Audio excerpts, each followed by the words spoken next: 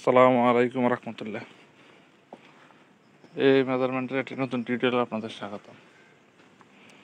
আজকের টিউটোরিয়ালটি হলো সাবেক আনা গন্ডা কান্তি তিলের গুণ অঙ্ক আমরা কিভাবে করব সে সম্পর্কে। সাবেক আনা গন্ডা কান্তির গুণ অঙ্কটি বোঝার জন্য আগের যে পর্বগুলো আছে সেগুলা দেখতে হবে, না দেখলে এই অঙ্কটি বুঝতে পারবেন না। 1 নম্বর, 2 নম্বর এবং 3 নম্বর পর্ব।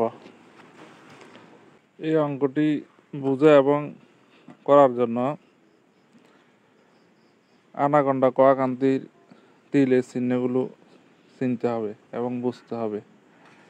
এগুলো বোঝার জন্য 1 নম্বর পর্বে দেখলে খুব সহজে কিভাবে আনাগন্ডা কান্তির চিহ্ন চিনা যায়, লেখা যায়, কার থেকে কার দূরত্ব কতটুকু, সেগুলো সম্পর্কে বুঝতে পারবেন। যেমন এই অঙ্কটিতে দেওয়া আছে 2 আনা 5 গন্ডা 2 করা 2 কান্তি 18 দিন। যদি আপনি এটি পড়তে পারেন তাহলে এই অঙ্কটি খুব সহজে করতে পারবেন এবং বুঝতে পারবেন। নিচে হলো 5 আমরা কান্তি তিল কোনোটাই না, এটা হলো একটা জাস্ট সংখ্যা, তো 5 দ্বারা আমরা গুণ দিব।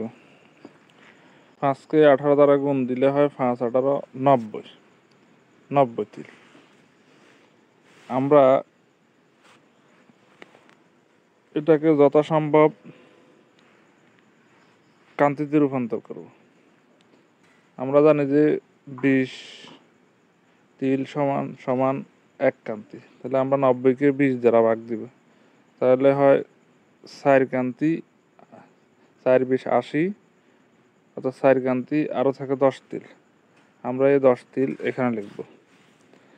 এই অঙ্কটা অনেকটা যেমন আপনার কাছে 830 পয়সা আছে, তাহলে আপনি এখানে 830 পয়সা তার লিখবেন না, 8 টাকা আলাদা রেখে শুধুমাত্র 30 পয়সা লিখবেন পয়সার ঘরে, বাকিটা টাকার ঘরে নিয়ে যাবেন। সেম একইভাবে এই অঙ্কটা করতে হবে।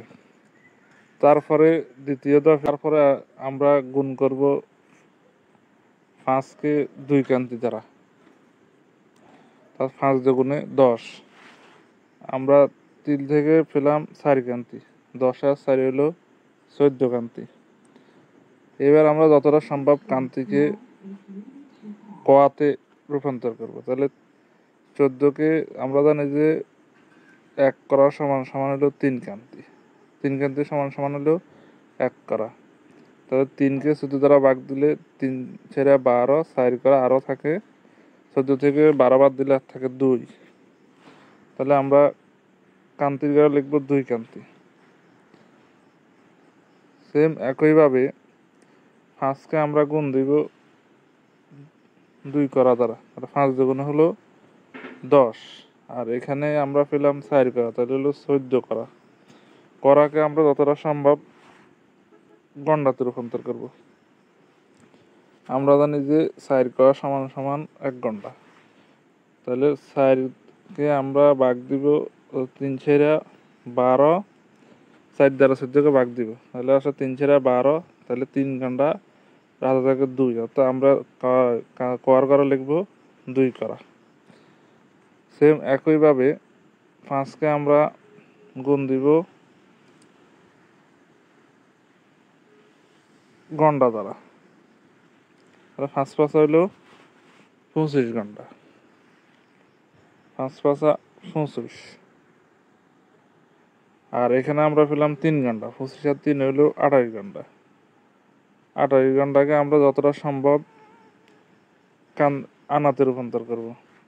তাহলে আমরা জানি যে 20 ঘন্টা সমান সমান 1 আনা, তাহলে আমরা ভাগ দিব 20 দিয়ে, তাহলে 20 দিয়ে 28কে ভাগ দিলে হলো 20, তাহলে 1 আনা 1 আর থাকে 8 ঘন্টা, তাহলে আমরা ঘন্টা করে লিখবো 8 ঘন্টা।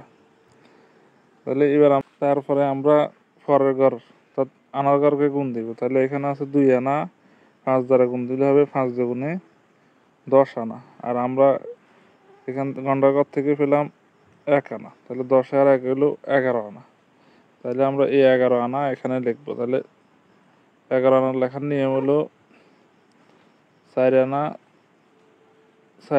8 আনা আর হলো 3 আনা, মোট হলো 11 আনা। এভাবে আমরা তাহলে এখানে মোট গুণফলটির গুণ করার পরে ফলাফল দাঁড়ালো 11 আনা 8 গন্ডা 2 করা 2 কান্তি 10 তিল।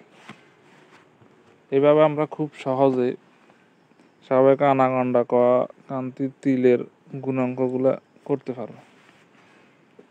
আর এই গুণাঙ্কগুলো করার জন্য যে সূত্রগুলো সবসময় মুখস্থ রাখতে হবে সেগুলো আমরা গত পর্বেও বলেছি।